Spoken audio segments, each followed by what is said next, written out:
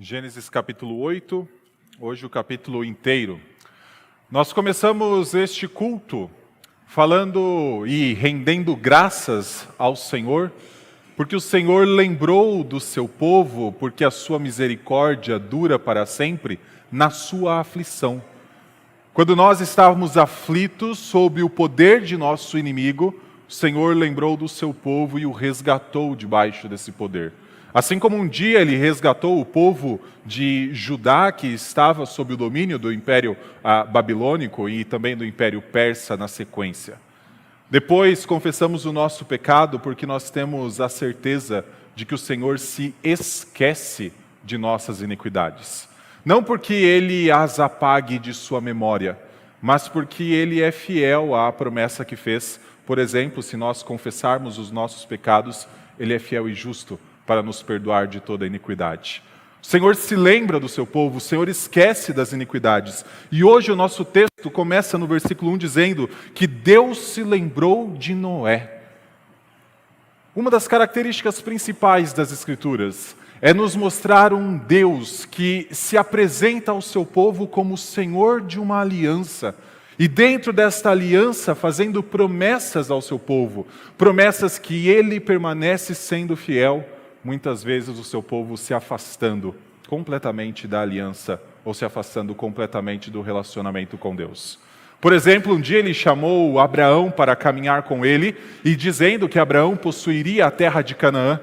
Depois o filho de Abraão, Isaque, ficou sabendo que não apenas possuiria a terra de Canaã, como sua descendência seria numerosa e que ele possuiria os portões dos seus inimigos.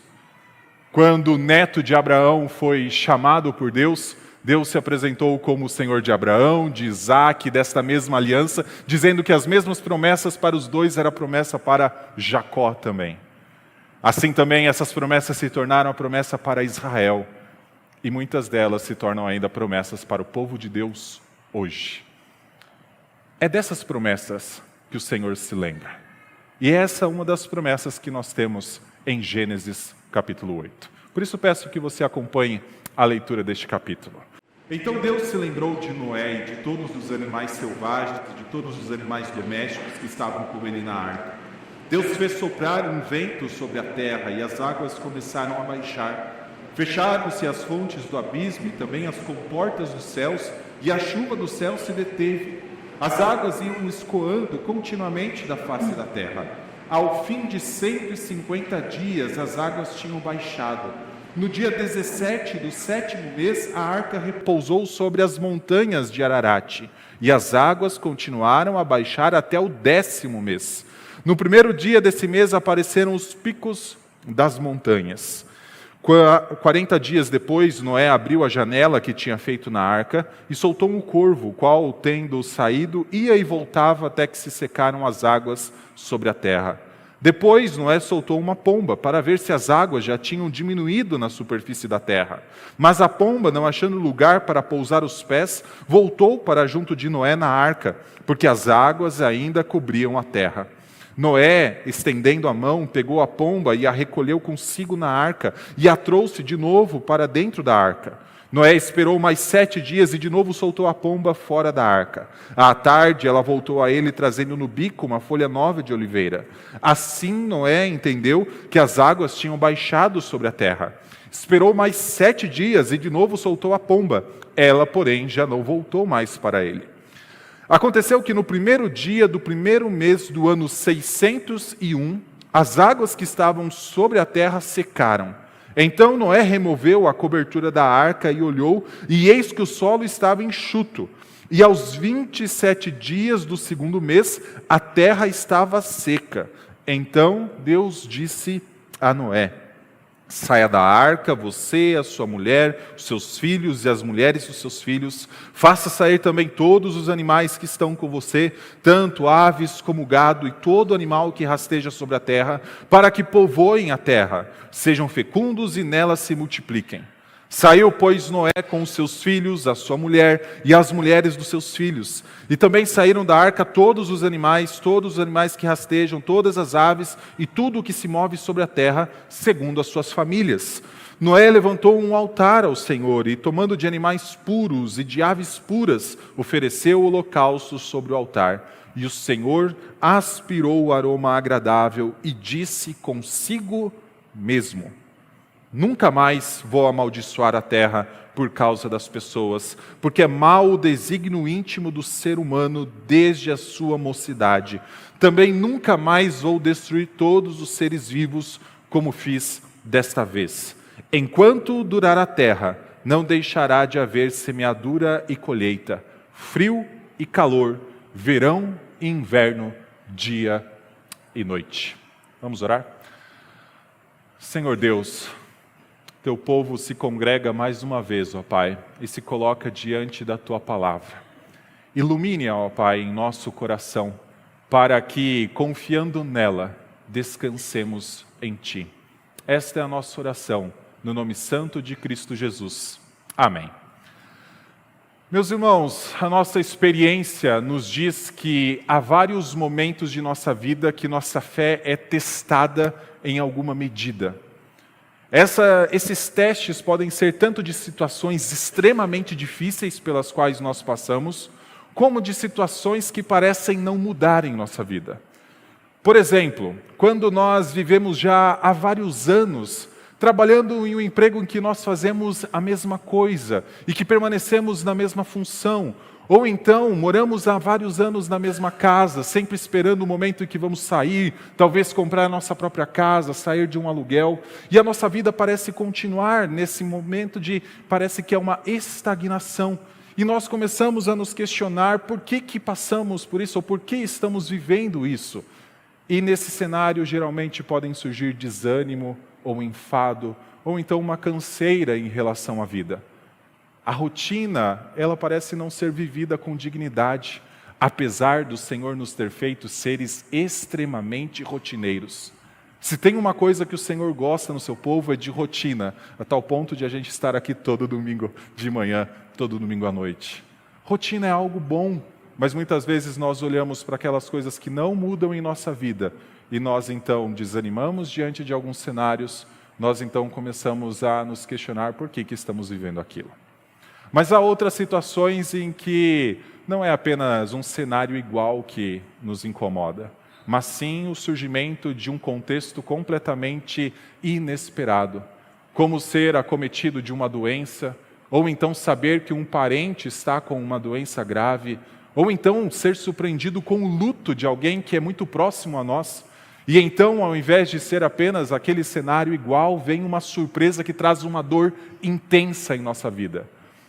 E em vários momentos nós sabemos, em nossa própria experiência, ou na experiência daqueles que estão próximos a nós e que têm a mesma fé que a nossa, é possível que alguns questionamentos como: será que eu sou um filho de Deus? Ou por que Deus está fazendo isso comigo? Surjam em nossa mente. Tanto um cenário que nos traz desânimo simplesmente por não mudar, quanto um cenário completamente inesperado e que nos traz dor que nós não imaginávamos que precisaríamos lutar, podem trazer questionamentos a respeito de nossa fé.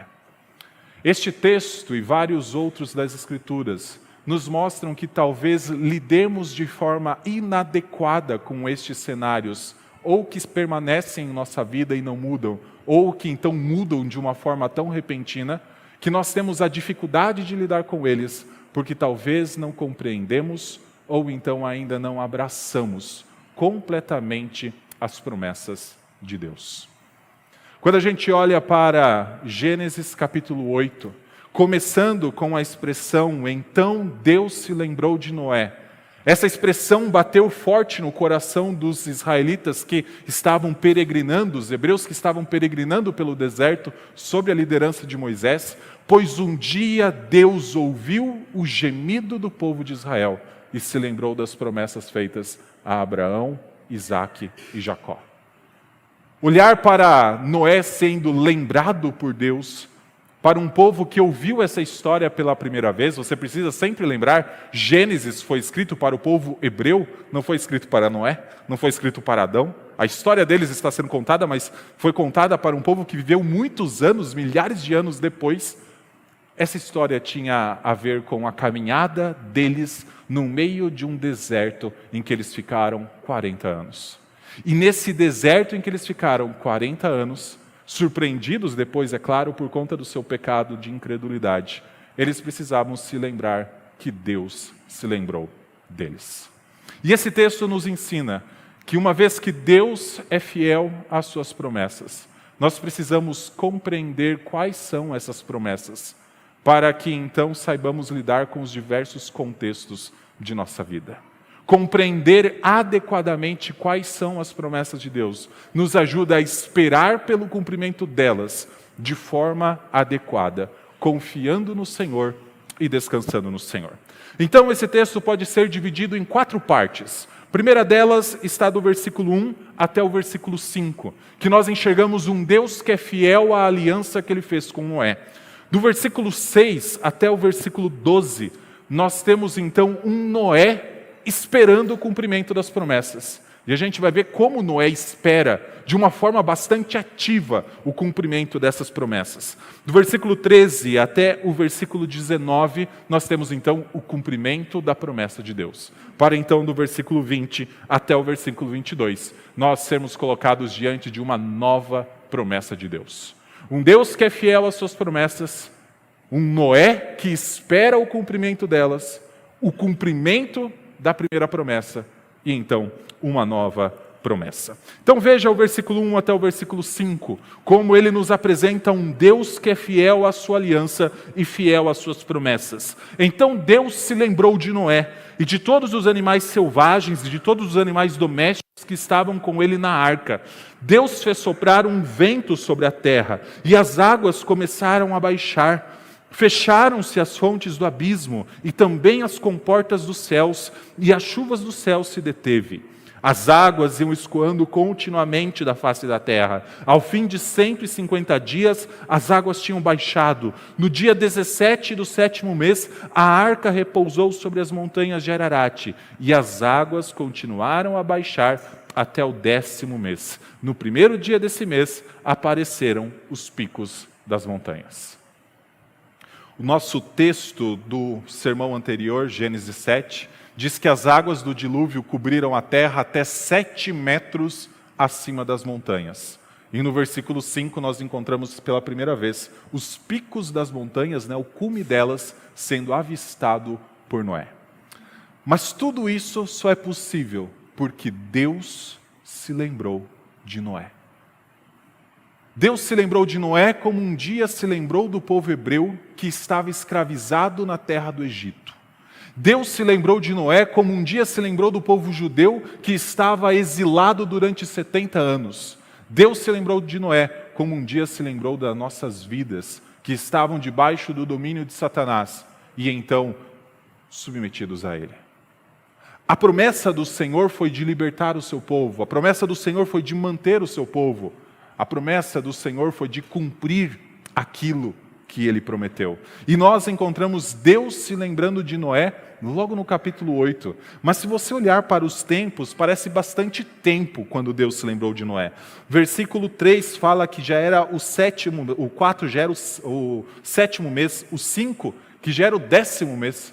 Então, pelo menos 5 a 7 meses, Noé estava dentro de uma arca, e então vem a frase, Deus se lembrou de Noé. E diante disso é possível que a gente se pergunte, mas Deus pode se esquecer de alguém? É capaz de o Todo-Poderoso, aquele que é onisciente, aquele que sabe de todas as coisas e é perfeito, se esquecer de alguém? Não é disso que o texto está falando, não é a falta de memória que nós temos muitas vezes. De não lembrarmos de eventos, de não lembrarmos de acontecimentos, ou esquecermos de nomes de pessoas. O que está aqui é um claro indicativo de que Deus se lembrou de sua aliança, e ela está anunciada em Gênesis capítulo 6, versículo 18. Volte para lá, só para nós enxergarmos que Deus um dia fez uma aliança, ou prometeu fazer uma aliança com Noé, versículo 18. Mas com você estabelecerei a minha aliança, e você entrará na arca, você e os seus filhos, a sua mulher e as mulheres de seus filhos. Então o texto começa dizendo, Deus se lembrou de Noé. E do momento em que Deus se lembra de Noé, várias ações são feitas pelo próprio Deus com vistas ao bem de Noé. A primeira delas, e na verdade a única que é associada a Deus diretamente, é o fato dele se lembrar e depois de soprar. Olha o final do versículo 1. Deus fez soprar um vento sobre a terra. Se você já leu o livro do Êxodo com bastante atenção, você talvez se lembre que um dia o povo hebreu estava fugindo de Faraó, com Faraó e seus cavaleiros em seu encalço, e então se deparou diante deles com um mar vermelho, que o impedia de atravessar para o outro lado. Então, neste cenário, é dito que Moisés levantou sua mão e Deus fez soprar um vento. O que a história de Noé significa é, a forma como Deus um dia agiu com Noé é a mesma forma que um dia ele agiu com o povo hebreu. E o povo hebreu que recebia o livro de Gênesis das mãos de Moisés e escutava Moisés talvez narrando ao pé de uma fogueira as grandes histórias a respeito de Noé e Abraão, vai se lembrar que da mesma forma como Deus agiu com Israel, Deus já agiu com Noé. Porque esse é um Deus de promessas, e Ele não muda as suas promessas, Ele não muda aquilo que Ele prometeu ao seu povo. E uma das promessas que Ele fez, não a Noé, mas a um dos descendentes dele, Abraão, é que um dia Ele tiraria o povo hebreu do Egito. E não seria o Mar Vermelho que impediria isso. Então Deus fez soprar um vento sobre o Mar Vermelho, e o Mar Vermelho então escoou, ou pelo menos se abriu, a ponto do fundo de um mar ser visto, não por obras humanas, não por qualquer tecnologia possível da época, mas simplesmente porque o Senhor Deus fez um vento soprar sobre aquele mar. Agora Ele faz o vento soprar sobre o dilúvio, aqui na história de Noé. E o que a gente vê como ação final, como resultado final, é aparecendo os picos dos montes. Ele pode fazer soprar ventos que mostrem as partes mais elevadas dessa terra, como as profundezas do mar. Não é à toa de que Deus, em uma linguagem poética, é capaz de lançar a nossa culpa e o nosso pecado nas profundezas do mar. Deus fez soprar um vento, porque Ele se lembrou de Noé.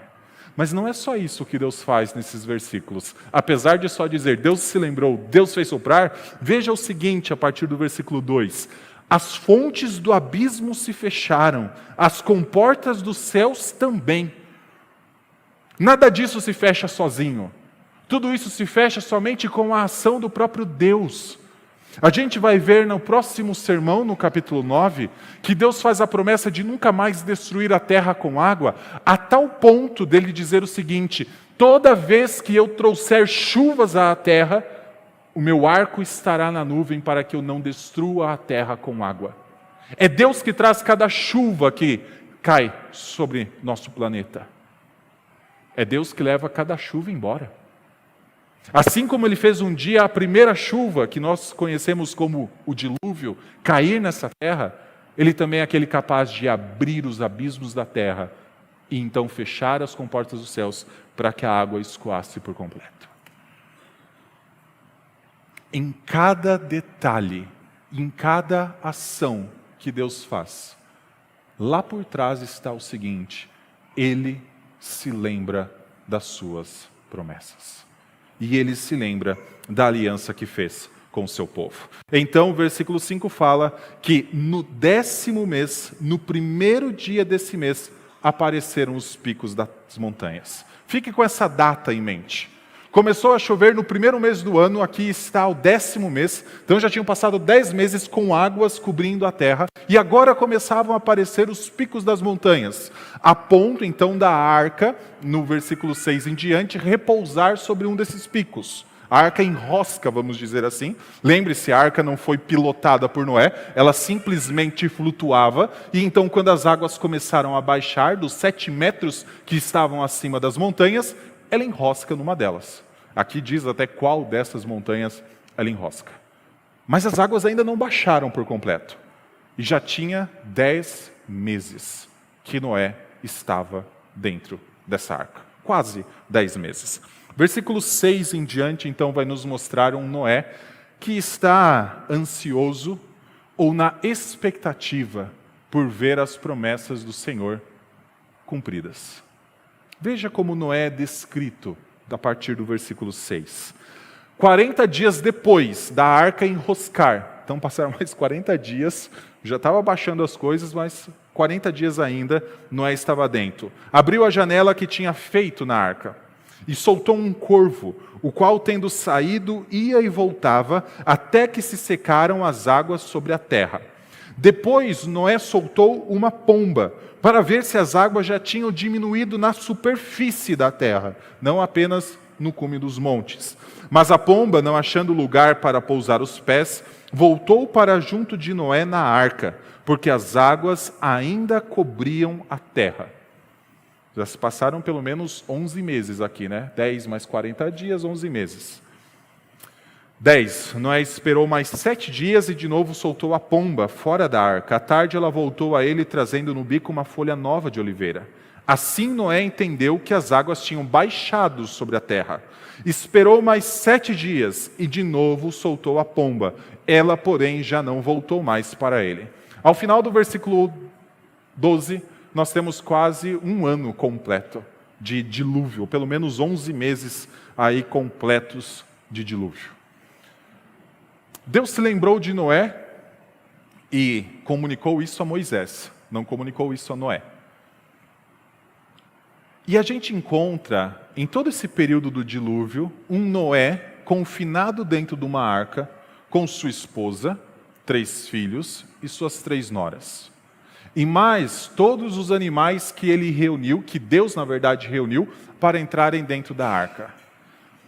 Como será que é a vida de Noé, 11 meses confinado dentro de uma arca? Uma arca que não é ele o responsável de levar para um lado ou para o outro. Uma arca que simplesmente flutua. Como Deus um dia pairou sobre as águas, Deus também pairou sobre essa arca. E era o próprio Deus conduzindo essa arca. Como é a vida de um Noé 11 meses depois? Nós encontramos descrito nesses versículos. Extremamente ativa. Sim, entre o 7º mês, que é quando os picos apareceram, até o final aí do 12º mês, se passaram 5 meses. Mas o texto quer nos mostrar o Noé extremamente ativo. Então ele pega um animal e ele solta. Porque ele quer ver quando a terra vai estar enxuta. O animal volta sem trazer nada. Então ele pega e solta de novo. E continua as coisas da mesma forma. E a gente vê Noé agindo atrás desses sinais. De quando a terra estaria enxuta. E a pergunta que a gente tem que fazer é: por que Noé fica soltando os animais? Sim, há expectativa, certamente no coração de Noé, do momento em que tudo estaria seco, ou pelo menos uma porção seca para que ele saísse da arca. Mas Deus nunca prometeu que Noé sairia da arca.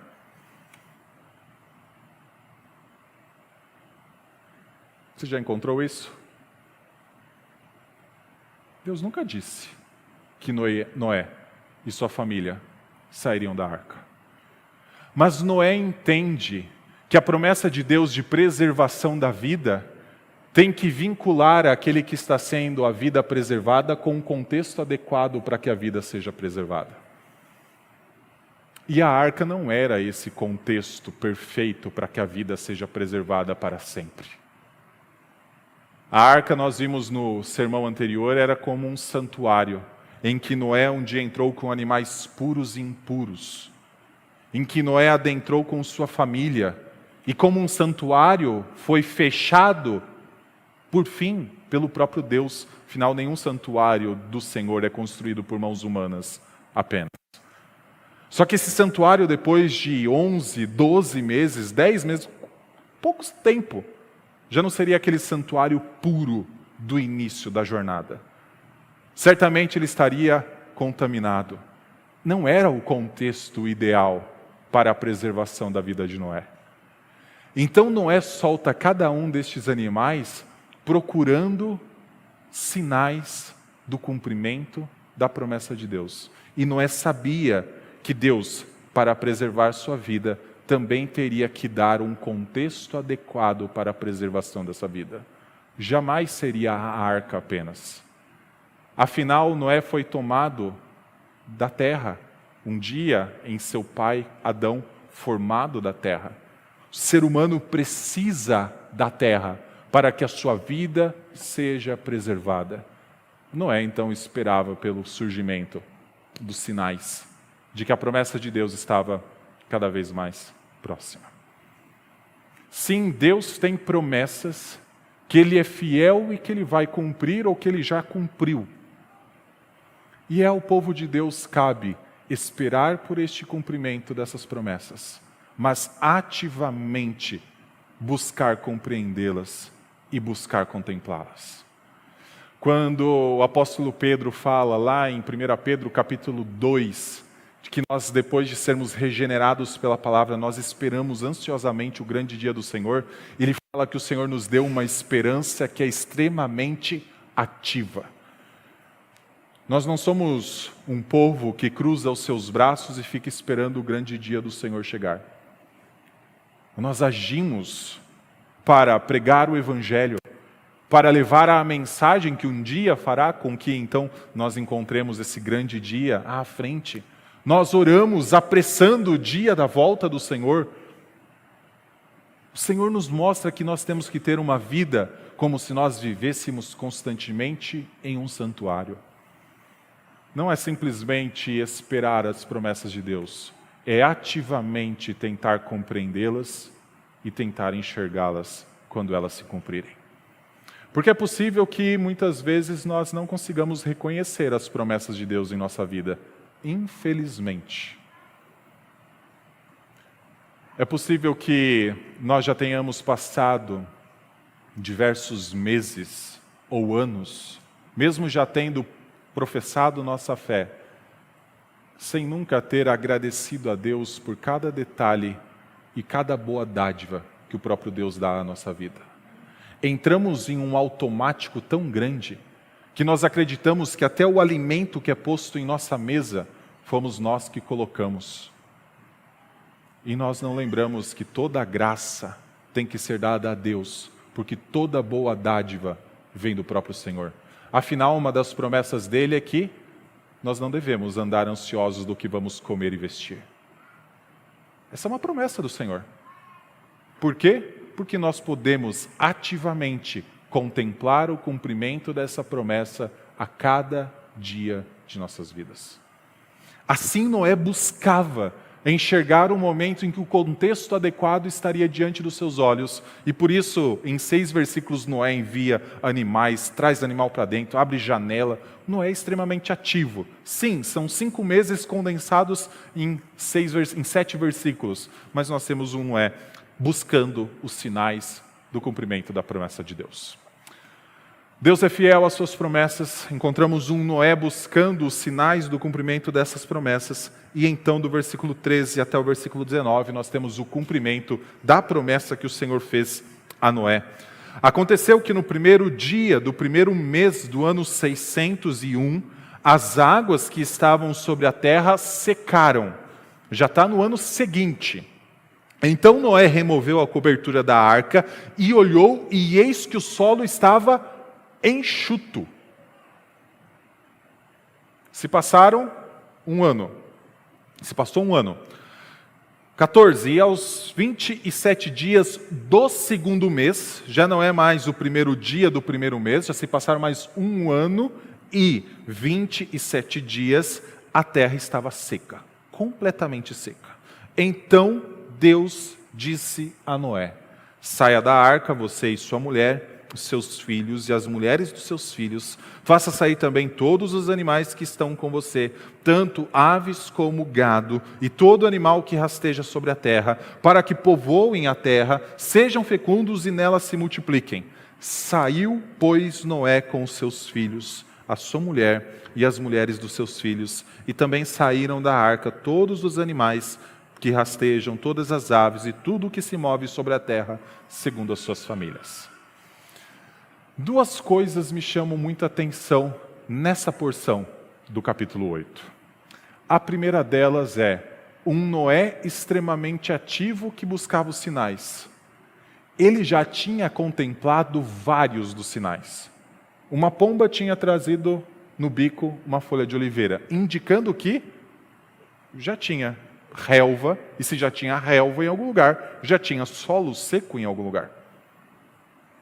Depois ele mesmo abriu a cobertura da arca e ele viu que a terra estava seca. Isso foi no primeiro dia do primeiro mês do segundo ano. Um Noé extremamente ativo, talvez a gente esperaria ele fazendo o quê? Abrindo a porta e saindo, né? Afinal, os sinais estavam diante dos olhos dele, de que pelo menos onde a arca estava já tinha terra seca. Mas a gente enxerga ele esperando mais 1 mês e 27 dias para sair da arca. Não porque ele estava esperando dar essa data, como alguém coloca um cronômetro e para o cronômetro então chegar a um tempo, né? E então dizer, está tudo pronto. Mas porque ele esperava Deus dizer para ele sair da arca. Assim como um dia ele obedeceu a Deus dizendo que Deus disse para ele construir a arca e ele assim fez. E Deus disse para ele entrar na arca e ele assim fez. Ele esperou a ordem do Senhor para ele sair da arca. Afinal, nós conseguimos reagir àquilo que o Senhor exige de nós somente depois do Senhor cumprir as promessas que Ele fez a nós. Ou que Ele fez ao povo de Deus ao longo da história. Meus irmãos, toda ação boa que nós conseguimos fazer e que é moralmente boa aos olhos do Senhor, ela é uma consequência daquilo que o Senhor já fez em nosso favor. O apóstolo Paulo diz que um dia nós estávamos mortos em nossos delitos e pecados. O que uma pessoa morta consegue fazer? Aos olhos do Senhor, nada. Para que Noé conseguisse responder adequadamente a esta ordem para sair da arca, o cenário propício para ele sair da arca, e não era apenas um pedaço de terra seco, ou um monte de terra seco. Afinal, não sairia só Noé, sairia todos os animais que estavam com ele dentro da arca, toda a sua família sairia de lá. Precisava de um contexto maior, porque o Senhor não queria que a vida se estabelecesse somente na região do Monte Ararat, mas que como um dia Ele ordenou que se espalhasse pela terra, o contexto adequado precisaria estar estabelecido. E o Senhor estabeleceu este contexto. Então o Senhor dá uma ordem, saia da arca. E então Noé consegue responder adequadamente a esta ordem. Para que nós vivamos como uma vida diante do Senhor constantemente, como se estivéssemos num santuário, primeiro o Senhor tem que estabelecer o contexto para vivermos essa vida. Primeiro o Senhor tem que dar este cenário adequado. Assim Ele o faz. Porque nós encontramos saindo da arca, assim como um dia entraram na arca, o cabeça da criação de Deus e todos os animais sobre os quais ele deveria dominar. Sai da arca como um dia saiu de um jardim um novo Adão. Noé é a origem, de novo, o segundo ponto de começo da história humana, como um dia ela começou com Adão. Sai da arca um Adão, sai da arca os animais preservados sobre o cuidado deste Adão. E então nós temos o cumprimento da promessa do Senhor estabelecida de que Ele preservaria a vida por causa da aliança que Ele fez com Noé. O que é importante para nós entendermos, e para nós, que certamente não vamos ser colocados dentro de uma arca, para então sair de novo numa terra, entendermos a respeito de uma promessa específica de Deus, e que às vezes a gente se esquece dela, ou entende ela de uma maneira errada. Nós fomos criados para viver em terra. Muitos, às vezes, ficam esperando por uma eternidade que será apenas nos céus. Nós vamos morrer, então nossa alma vai para os céus e nós acreditamos que isso é o fim de tudo. Ou pelo menos que essa é a nossa existência para todo sempre. como almas nos céus diante de Deus. Mas nós não fomos criados para ser apenas almas, ou para vivermos um contexto em que somente almas podem viver. Nós somos criados para viver num contexto em que nossa humanidade plena possa então se desenvolver. Por isso nós não esperamos apenas o tempo que estaremos no céu. Esse tempo já vai ser maravilhoso. Paulo chama ele de lucro. Morrer é lucro, porque estaremos nos céus com Deus. Mas até mesmo Paulo e todos os apóstolos entendiam que este não era o fim. Precisaria existir novos céus e nova terra. Há uma grande promessa do Senhor ainda a ser cumprida, que é a promessa da volta de Cristo e da ressurreição de todos nós no último dia, a não ser que sejamos transformados porque Cristo vem antes da nossa morte. Mas nós devemos esperar e aguardar ansiosamente por novos céus e nova terra. E assim como Noé, nós precisamos estar ativos, buscando os sinais de que esse dia se aproxima. E muitos desses sinais já estão diante de nós, como o aumento da maldade do ser humano sobre a terra. O próprio Senhor Jesus Cristo diz que quando Ele voltar será como nos dias que foram de Noé, em que a maldade do ser humano se multiplicava sobre a terra, ou que o ser humano simplesmente vivia segundo a sua própria cobiça. Meus irmãos, estejamos atentos aos sinais dos tempos, para que compreendamos completamente a promessa de Deus, de que sua volta será após um período de grande dificuldade, até mesmo para o seu povo. Mas esperemos o cenário que está depois da volta. Ressuscitados dos mortos, nós viveremos em terra, porque o ser humano foi tomado da terra. Há algo maior. O céu já é uma bênção incrível, mas o Senhor quer que a gente espere uma promessa ainda maior. Ansiemos por esse grande dia. Noé sai numa terra. Não era para ele viver numa arca para sempre. Ele precisa de terra. O cenário adequado é o cenário da terra. Cumpre-se a promessa de Deus. E então nós temos a partir do versículo 20, o Deus que fez promessas e que o seu povo aguarda por essas promessas, acrescentando uma nova promessa. Versículo 20 em diante, Noé levantou um altar ao Senhor e tomando de animais puros e de aves puras, ofereceu o holocausto sobre o altar. E o Senhor aspirou o aroma agradável e disse consigo mesmo. Essa palavra, essa expressão consigo mesmo, ela é maravilhosa. Assim como um dia pesou no coração de Deus o fato dele ver a maldade se multiplicando sobre a terra, agora nós enxergamos o Senhor falando consigo mesmo, não com Noé. Noé nunca soube que Deus falou o que vem na sequência. Nós só conhecemos porque Deus escolheu revelar a Moisés. Então Moisés escreveu o livro de Gênesis. Mas Noé não sabia dessa promessa de Deus. Deus falou ela consigo mesmo. E muitas coisas que o Senhor faz, Ele não revela ao seu povo, mas Ele ainda assim faz em favor do seu povo. O que Ele diz para Noé? O que Ele diz para si mesmo?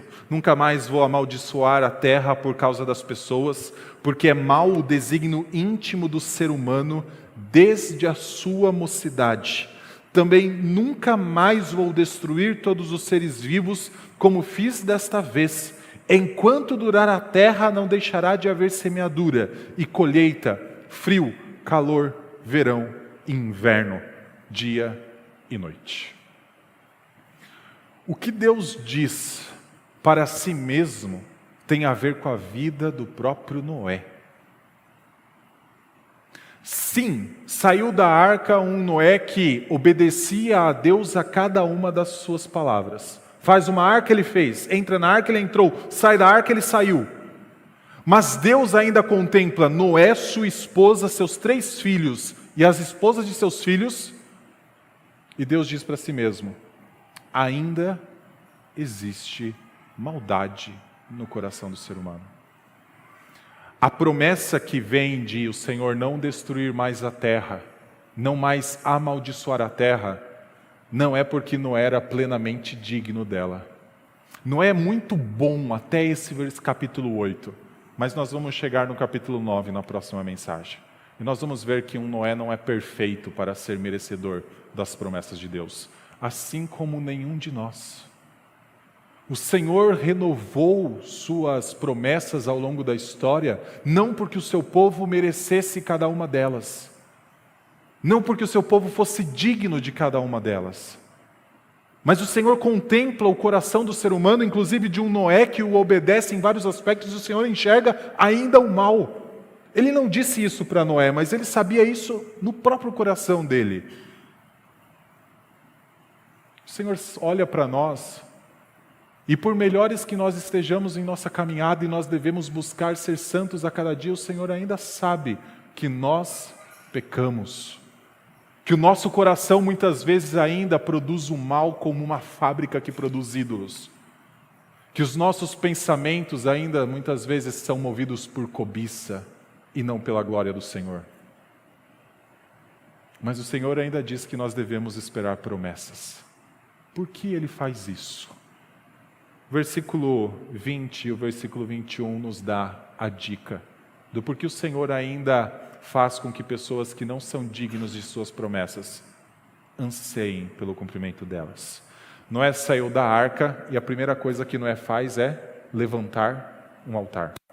E sobre esse altar, então, ele oferece sacrifícios de animais puros. E o cheiro que sai destes sacrifícios alcança, então, os céus, e o Senhor aspira este aroma e diz que é um aroma suave. É isso que o Senhor sente, o Senhor se agrada desse sacrifício. E então o Senhor diz para si mesmo: o coração do ser humano ainda está inclinado para o mal, mas eu não vou mais amaldiçoar a terra. A terra continuará a existir com dia, noite, frio e inverno. Tudo aquilo que o Senhor estabeleceu lá nos primeiros dias da criação, tudo isso ainda continuará. Mas não por causa do ser humano, e sim por causa do sacrifício. Nós devemos esperar novos céus e nova terra, não porque nós sejamos merecedores de novos céus e nova terra. Nós devemos esperar sair de uma arca, como uma espécie de preservar, um sinal de que nossa vida foi preservada, não porque nós mereçamos, como Noé também não merecia sair daquela arca. Noé possivelmente também não merecia entrar na arca.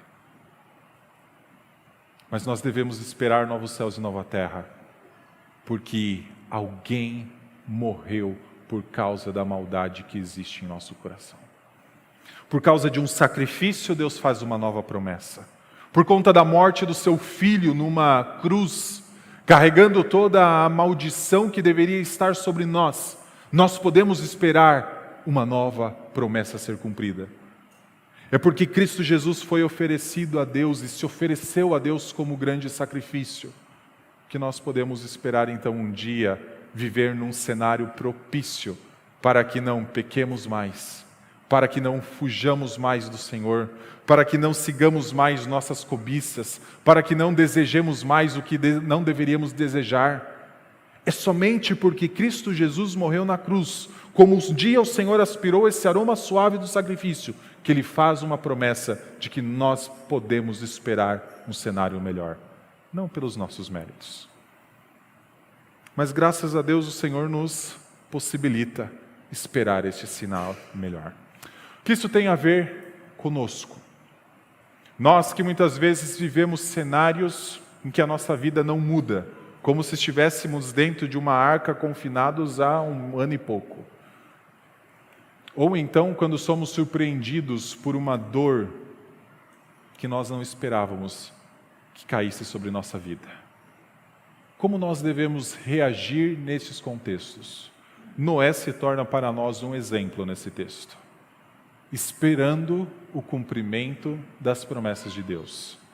Mas não apenas isso, buscando os sinais do cumprimento dessas promessas. E para que nós busquemos compreender quais são as promessas que o Senhor ainda tem em nossa vida, nós precisamos conhecer a sua palavra. O Senhor não faz promessa nenhuma fora da palavra dele. Tudo o que nós devemos esperar está anunciado entre Gênesis e Apocalipse. Tudo o que nós devemos desejar está anunciado aqui. Sim, o Senhor disse que é possível que nós vivamos vidas rotineiras. Meu irmão, viva essa vida rotineira em toda a sua dignidade. É digno você levantar todo dia no mesmo horário, ir trabalhar, voltar para casa, conversar com seus filhos, conversar com sua esposa, jantar e ir dormir de novo para repetir tudo isso no dia seguinte. Sabe por quê? O Senhor nos fez seres rotineiros. Viva a rotina enquanto você espera por um cenário completamente novo. Mas o Senhor não prometeu esse cenário novo necessariamente nessa vida. O Senhor disse que nós não devemos andar ansiosos quanto ao futuro, porque o que nós vamos precisar para comer e vestir, Ele vai dar. Comer e vestir é algo extremamente rotineiro. Se tem coisas básicas nessa vida, é aquilo que vai nos proteger das intempéries que existe nesta criação caída de Deus, e aquilo que vai nos sustentar para que vivamos nossa vida. O Senhor deseja que a gente ame a rotina que Ele deu para a gente, o trabalho que Ele deu para a gente, a família que Ele deu para a gente, os amigos que Ele colocou diante de nós. Viva vidas rotineiras, uma vida rotineira, uma vida que pode glorificar a Deus nas coisas mais simples que você faz. Afinal, nós podemos glorificar a Deus comendo e bebendo. E Ele diz para a gente fazer isso comendo e bebendo.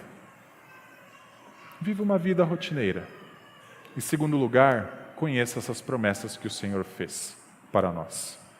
Conheça essas promessas que são grandiosas. Promessas que têm a ver com um cenário propício e adequado, em que não haverá mais maldição, em que não haverá mais pecado, em que não haverá mais morte, em que nós não vamos chorar mais. Nenhum de nós conhece esse cenário ainda. Nós apenas esperamos. Espere, aguarde, anseie por Ele e conheça um pouco mais dele à luz das Escrituras. Conheça o que é uma vida sem pecado, o que é viver em novos céus e nova terra e viver constantemente diante do Senhor. Afinal, o santuário é o próprio Senhor. E por que não antecipar essas coisas e tentar viver agora? Buscar uma vida sem pecado desde já. Viver como cidadãos de novos céus e nova terra e não apenas como cidadãos de uma terra que continua amaldiçoada. O Senhor disse que não amaldiçoaria de novo, porque Ele já amaldiçoou uma vez. Por que não viver constantemente diante da presença de Deus e servindo a Deus? Porque é isso que nós vamos fazer um dia. Os irmãos, a gente pode antecipar algumas coisas, não, mas na simplicidade que o Senhor nos dá, por exemplo, de vir a cada domingo adorá-lo, porque a vida deve ser em adoração hoje. Aí para a semana, e então buscar a Deus em oração, porque Ele vai estar sempre diante de nós, na pessoa do domingo. Buscar a palavra de Deus, porque nós vamos aprender a conhecer a Deus mais e mais. Por que não fazer essas coisas desde já? Enquanto aguardamos o cumprimento da maravilhosa promessa de Deus, de que um dia não pecaremos mais, e de que um dia estaremos para sempre com Ele. Vamos orar? Grandioso Deus, obrigado porque o Senhor nos resgatou de um império de trevas, para nos dar, ó Pai, presença no reino do Filho do Teu amor. Nós já vivemos um cenário muito melhor, ó Deus, do que é o nosso passado, do que era o nosso passado. O Senhor, ó Pai, nos colocou em um cenário em que nós podemos buscá-lo em oração. Ajuda-nos a fazer mais disso, a entender, ó Pai, qual é a sua vontade ao ler a Bíblia. Ajuda-nos, ó Pai, a ter uma vida devocional rotineira, cotidiana. O Senhor, ó Pai, nos deu um cenário que é muito melhor. Mas o Senhor ainda reserva um cenário que Cristo já conhece, ressuscitado dentre os mortos. O Senhor reserva também para nós, para o dia em que seremos como o Teu Filho é e o veremos como Ele é. Ó Pai, aumenta em nosso coração o desejo de experimentar dessas grandiosas coisas. E que, ó Pai, esse desejo faça com que vivamos vidas completamente diferentes desde já. Afinal, ó Pai, o Senhor já proporcionou o cenário adequado para isso. Em Cristo Jesus, não estamos mais mortos em nossos delitos e pecados. Em Cristo Jesus, estamos vivos para Ti. E se estamos vivos, podemos viver para o Senhor. Ajuda-nos a fazer isso. Essa é a nossa oração no nome santo de Cristo. Amém.